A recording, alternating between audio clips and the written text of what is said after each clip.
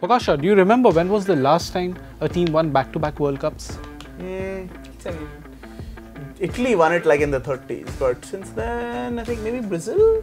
Yes, Brazil in 1958 and 1962. It has been 56 years. Do you think Germany will be able to break their champions curse this year? Well, I mean, I certainly hope so, because I do not want to have to see Joachim Löw stick his hand down his pants to satisfy himself. Nobody wants to see that. Germany, please do, win it, satisfy Löw that way, so we don't have to see, that was horrible. We don't want to see that. Because football is a beautiful game. Yeah, we don't want to see that. So, we're here to talk about Group F, which has in it Germany, Sweden, Mexico and South Korea. So, not exactly a group of death, because there really isn't a group of death here, but, group of serious illness. Uncertainty. Serious illness, serious injury, something. I would say group of uncertainty, that corridor of uncertainty, group of uncertainty. We call it grievous hurt in the law. This is grievous hurt. Or culpable homicide, whatever. Anyway, tough group. Germany obviously the favourites to get out. To get out. I mean, what do you think of the squad? Like, It's again a good squad, decent squad, solid keeper, good defense. I mean, will Neuer play? I mean, he's not played all season, but see, he is fit. I don't think so. The team management would make him sit on the bench further. Match practice is always a concern, but with not players like Neuer. He's the captain after all. So yes, and Germany has the problem of who's really going to lead them, inspire them, lead them. So Neuer will certainly play. Yeah, they have a good defense also with Boateng, Kimmich and Hummels. And Hummels in central, the centre back pairing. You got Kimmich on the right, Hector on the left. I mean, it's a nice solid back line. Midfield also, so much great talent there. There's Kroos, there's Ozil, there. There's Khedira is there.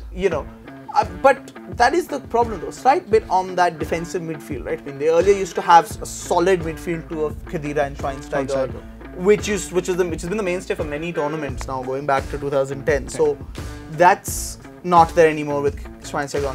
In the attack also, they're pretty good, but there are question marks. Müller.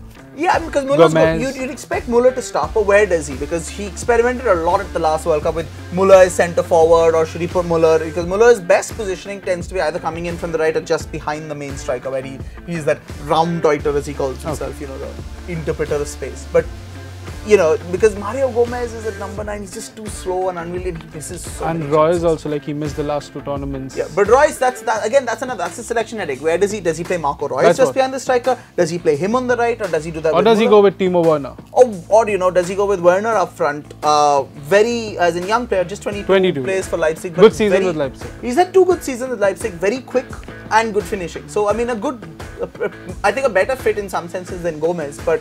Mario Gomez obviously brings in the experience. Okay, so that's Germany. Mexico have made it out of the group every time for the last 6 World Cups. Will that happen again? They have a good attack, but again the defense is weak, which can be exploited by the other 2 teams. I think the thing is, because their defense itself is sort of okay, but it's their defensive midfield they have a bit of a problem.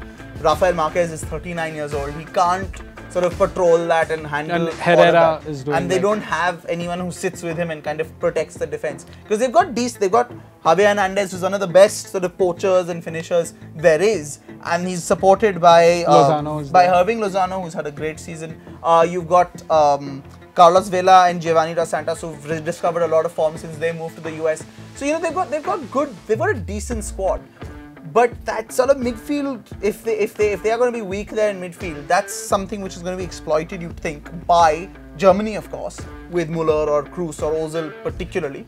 And by Sweden and by South Korea too. And I mean, Sweden, they don't have Zlatan anymore, but this is a really good squad. That was before the qualifiers, people were questioning the absence of Zlatan, but they did pretty well. They eliminated Italy and they finished above Netherlands. So what else can you ask for? I mean, they're a good squad. They've Forsberg, Marcus Berg. It's a solid collective-based thing. They've got Marcus Berg to score goals, or Ola Toivonen, or John Guidetti. Was a bit of a cult figure, hasn't really done as much, and Emil Forsberg is the big player for them. And historically, they have been a stingy side, so it's, again, they score their goals, they don't let other teams score goals. So I think that's you can see Sweden doing well. I mean, they're a nice, solid team, they play as a collective, they've got the tactics to go through. South Korea, also, not a bad squad. Have injury problems. They've lost 2 of their key players, have gone out just in front of the World Cup, but they still have their big their mainstay attacker, their star striker, Song Heung-min is still going to play. The Tottenham forward, he plays everywhere across front. Even at centre forward, he filled in for Harry Kane and did quite well. So, I mean, they've got other players as well who've got quality, right? I mean, coming back to what we started with, very uncertain group, tricky group. Germany will surely qualify. Well, I mean, if they continue their sort of dodgy form of the last few games, like they've really not been able to find any form in the build-up to this, maybe not, but I think that's probably... And the second spot, I don't think so. We want to predict. It's too difficult to predict. Yeah, it's too difficult to predict. I mean, on past form, you'd probably say Mexico, but like, I mean... But again, on the present form, you have to say Sweden. You've got to say maybe Sweden there. You may even have to say South Korea. So anyway, Germany's going to have it tough. They're not going to be just free scoring and like, you know, getting crazy scorelines. But let's see how it goes. Stay tuned for other updates from other groups of the World Cup.